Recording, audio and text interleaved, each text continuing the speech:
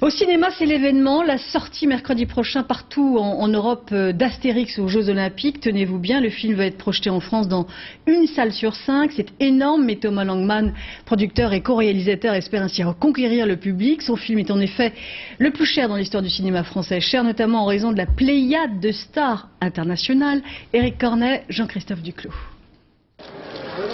Des airs de festival de Cannes sur les Champs-Élysées. C'était il y a 15 jours. Effervescence médiatique savamment orchestrée autour d'un film taillé pour exploser le box-office. Budget record, 6 mois de tournage, un stade entier reconstitué au sud de l'Espagne, 8000 figurants, un millier de costumes différents et surtout un casting pharaonique gonflé pour l'international, sportif, top modèle, monstre sacré ou comique en vogue à la limite de l'overdose. Il fallait trouver des acteurs qui parlent à la fois aux Grecs, aux Allemands, aux Italiens, aux Sud-Américains, en Asie.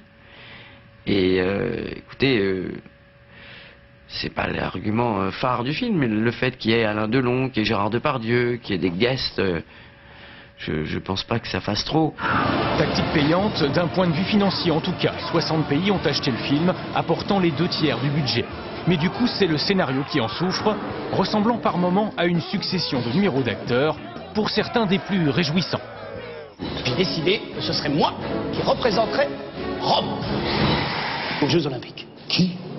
Toi? Bah ouais, moi. Mais t'es incapable de te représenter toi-même. Dès que moi j'ai un tout petit truc, dès que j'ai une petite ambition, tu me la casses dans l'œuf. Si maman avait été là... Arrête avec ta mère, arrête avec ta mère.